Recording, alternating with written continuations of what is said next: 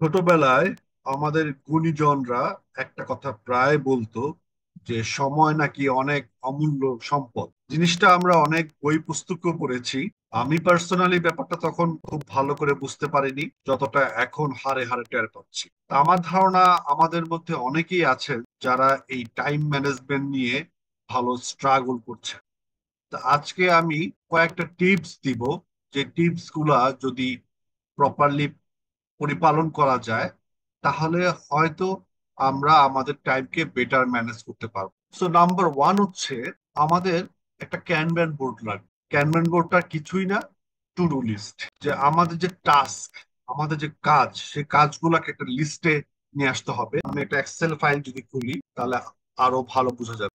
So এই যে একটা এক্সেল ফাইল, ক্যানভান বোর্ডের একটা ফরম্যাট, এখানে মেইনলি তিনটা কলাম আছে। একটা হলো টাস্ক, তারপরে হচ্ছে কোন টাস্কটা আমাদের এখন ইন প্রোগ্রেস আছে, এবং কোনটা কমপ্লিট হয়ে গেছে। আমি প্রেফার করি বা আমি সাজেস্ট করি এই বোর্ডটা মান্থলি প্রিপেয়ার করার জন্য। ফর এক্সাম্পল, মনে করেন যে এই মাসের শুরুতে আপনি প্রথম যে কাজটা আপনার কাছে এসেছে, so আপনি সিরিয়াল নাম্বার 1 দিলেন।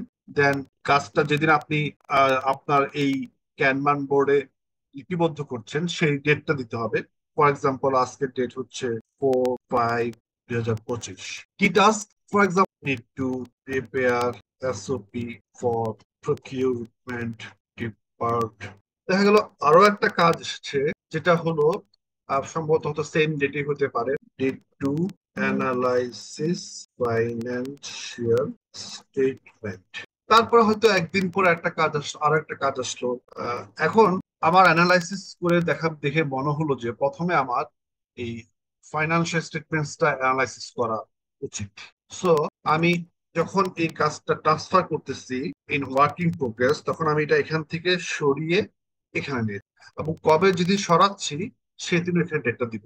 ফর এক্সাম্পল, আজকে আমি হয়তো সরাচ্ছি, আর যদি অন্য দিন হয় তাহলে অন্য দিন ডেটটা, দেন এটা ইন প্রোগ্রেস চলে গেল। এরপর হঠাৎ করে হয়তো একদিন পরে এসে আমার আরেকটা কাজ আমার টাস্কে জমা হলো। For example, 5/5/2025, need to conduct meeting with the CFO of particular group, of particular গ্রুপের। দেখা গেল যে আমি হয়তো উম, এখন করবো না, পরে করব। তারপরে আমি পরের দিন, আমি 5 তারিখে, 5/5/2025 এই কাজটা, এসওপি যে কাজটা, এটা আমি শুরু করে দিলাম। সো এটা ইন প্রোগ্রেস চলে গেল। 6 তারিখে এসে আমার কাজটা, একটা কাজ, এই যে ফাইন্যান্সিয়াল স্টেটমেন্ট অ্যানালাইসিস কাজটা আমার শেষ হয়ে গেছে। তো আমি তখন এটাকে 6/5/2025 দিয়ে এটাকে এখান থেকে সরিয়ে এখানে।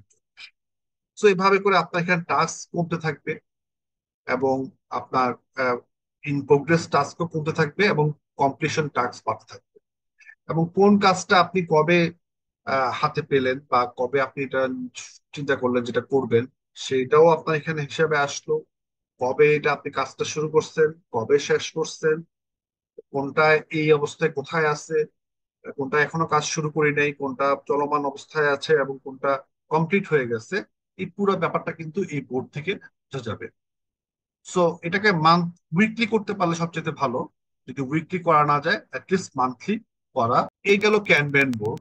ক্যানভেন বোর্ডের ক্ষেত্রে একটা জিনিস আমাদের একটু খেয়াল রাখতে হবে, যে ইন প্রোগ্রেস যে কলামটা আছে ওখানে যাতে টু মেনি ওয়ার্ক লোড না হয়ে যায়। সো যখন ওটা অনেক বেশি হয়ে যাবে তখন মানে প্রেসার তৈরি হবে। তো সেই কাজগুলা, এই কাজগুলোকে আমরা কত দ্রুত, কত ভালোভাবে কমপ্লিট করতে পারি সে ব্যাপারে আরো কিছু টিপস আমি দেওয়ার চেষ্টা। Task batching. আপনার যে টাস্ক লিস্টে যে অনেকগুলো টাস্ক আছে, সেগুলা নেচার ওয়াইজ আলাদা আলাদা জায়গায় ভাগ করে ফেলবে, ক্লাসিফিকেশন।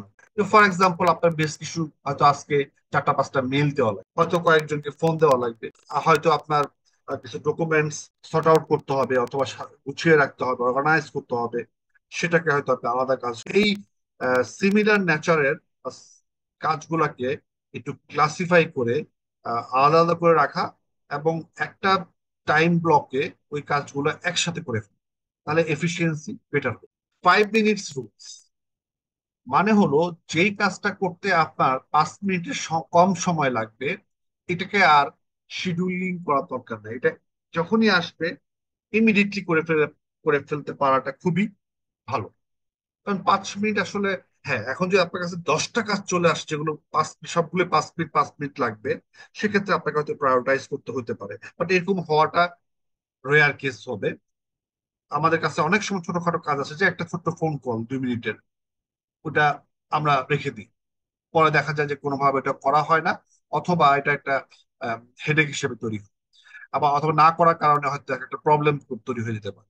সো ফোনটা যখনই আসবে রিকোয়ারমেন্টে, as as as much as possible তাড়াতাড়ি করে ফেলাই বেটার।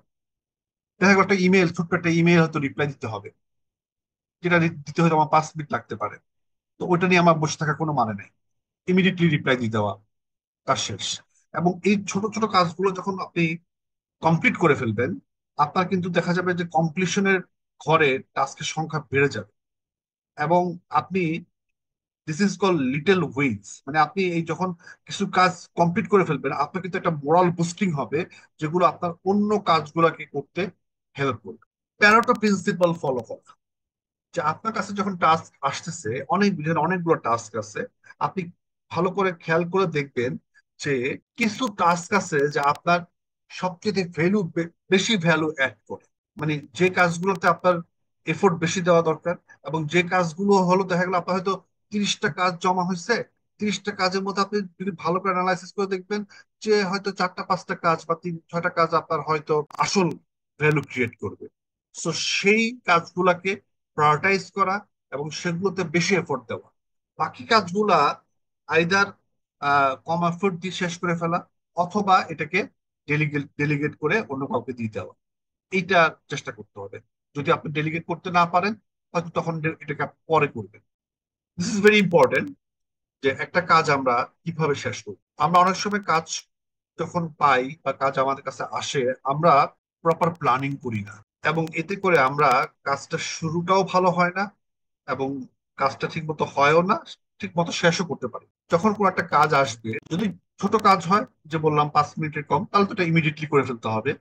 আর যদি একটু বড় কাজ হয়, তাহলে প্রথমে কাজটাকে ভালো করে ক্যাপচার করতে হবে, কাজটাকে ভালো করে বুঝতে হবে, অ্যানালাইসিস করতে হবে, যে এই কাজের মধ্যে আসলে কি কি জিনিস আমার করতে হবে, সেই জিনিসগুলোকে অ্যানালাইসিস করতে হবে। তারপরে যখন আপনি পুরো কাজটা বুঝে গেলেন, তখন এই কাজটাকে স্মলার পার্টে, স্মল স্মল পার্টে আপনার ভেঙে ফেলতে হবে, অর্গানাইজ করতে হবে। এবং যাতে আপনি একসাথে যখন একটা বড় কাজ দেখবেন, আপনার কাছে অনেক মনে হতে পারে ম্যামথ টাস্ক, তো সেটা যাতে মনে না হয়, ওই কাজটাকে বিভিন্ন স্মল পার্টে ভেঙে ফেলবেন, এবং স্মল পার্ট গুলা ওয়ান বাই ওয়ান সিকুয়েন্সিয়ালি করে ফেলবেন। তারপর দেখবেন যে হঠাৎ করে আপনার একটা বড় কাজ হয়ে গেছে। মনে করেন যে আপনার একটা 200 পৃষ্ঠার বই পড়তে হবে কোনো একটা কারণে।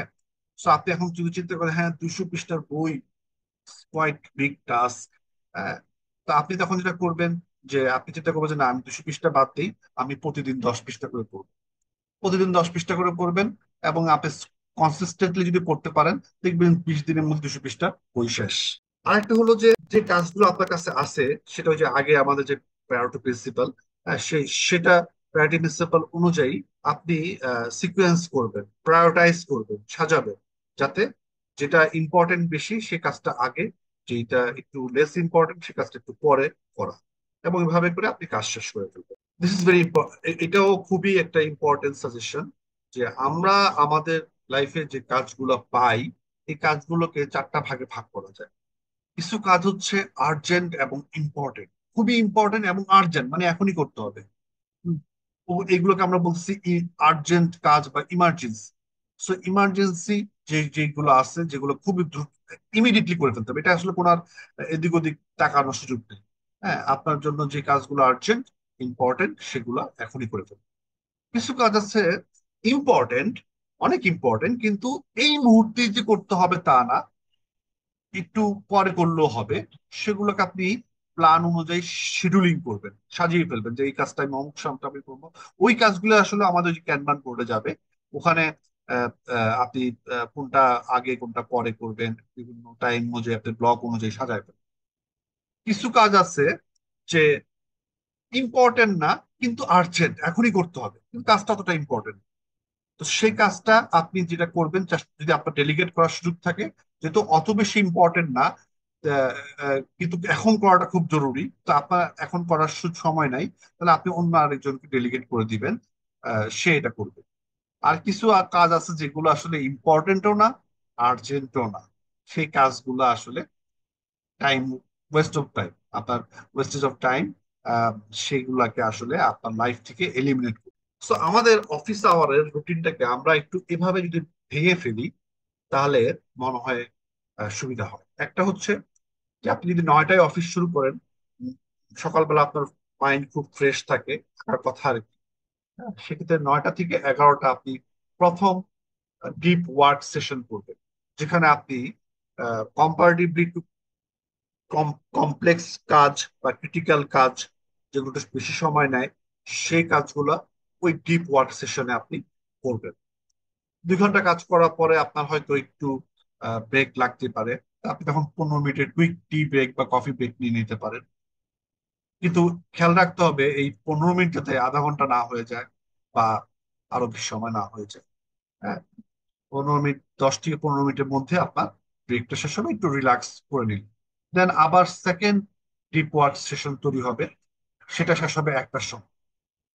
1টার সময় যখন শেষ হবে, এখানেও আপনি যে কাজগুলা অনেক বেশি আহ, মানে কনসেন্ট্রেশন দিয়ে করতে হয়, অনেক আহ, আহ, একটু কমপ্লেক্স টাইপের কাজ, সেগুলা আপনি এই সেশনগুলোতে।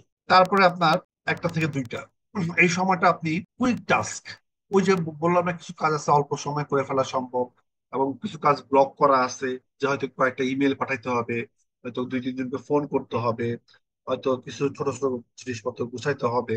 সো কুইক টাস্ক গুলাকে আপনি এর মধ্যে করে ফেলুন। এখন আপনি বলতে পারেন যে যে যে কাজটা আমার ইমিডিয়েটলি সকালবেলায় আসছিল, এটা 2 মিনিটের কাজ, সেটাকে আমি পরে নিয়ে যাবো কিনা। না, যদি 2 মিনিটের হয় বা 5 মিনিটের হয়, সেটা তখন শেষ করে ফেলুন। ঠিক আছে। বাট কিছু আছে যে অনেকগুলো হয়ে গেছে, এগুলাকে হয়তো একটা পর্যায়ে নিয়ে গেলাম, নিয়ে যে সেখানে কুইক টাস্ক গুলো করে ফেলতে হবে। তারপরে lunch and prayer break. Lunch and prayer ব্রেকের পরে থার্ড ডিপ ওয়ার্ক সেশন আপনি নিবেন, সেখানেও আপনি কমপ্লেক্স কাজগুলা করার চেষ্টা করুন। তারপরে 4:15 থেকে 5:15 পর্যন্ত আপনার টিম মিটিং, রিভিউ সেশন, সেগুলো করতে পারেন। তারপরে 5:15 থেকে হয়তো 5:30 পর্যন্ত কিছু রুটিন জব থাকে আমাদের, হয়তো অ্যাডমিন রিলেটেড, অথবা অন্যান্য হয়তো দেখা গেল যে ফাইল গোছানো, বা এই টাইপের কিছু রুটিন ওয়ার্ক থাকে যেটা আমার প্রতিদিনই করতে হয়। সেই কাজগুলো করবে, কিন্তু যেগুলো তো খুব বেশি এফোর্ট দেওয়া লাগে না, কিন্তু কাজগুলো রুটিন ভাবে করতে হয়, তো সেগুলো করবেন। দেন আপনি 6:45 থেকে 6টা আপনি আপনার ডে ক্লোজারের জন্য প্রিপারেশন নেবেন। এর স্পেশালি এই জায়গায় নেক্সট ডে প্ল্যানিংটা করে দেবেন। নেক্সট ডে, এই আজকের দিনের এক্সপিরিয়েন্স থেকে নেক্সট ডেতে আপনি কি করতে চান, সেটা প্ল্যানটা, ওই টু ডু লিস্টটা বানানো, বা অন্যান্য ওই ক্যানভান বোর্ডটাকে আপডেট করা, এই জিনিসগুলা এই এই সময়ের মধ্যে করে আপনি ডেট ক্লোজ করবেন। দেন আপনি আপনার সেখানে যাওয়ার প্ল্যান করবেন। ঠিক আছে। তো এই জিনিসগুলো যদি আমরা আমাদের লাইফে অ্যাপ্লাই করতে পারি, তাহলে হয়তোবা আমরা আমাদের সময়কে আরেকটু ভালোভাবে ম্যানেজ করতে পারবো, এবং আমাদের ওয়ার্ক লাইফ ব্যালেন্সটা আরেকটু বেটার হবে।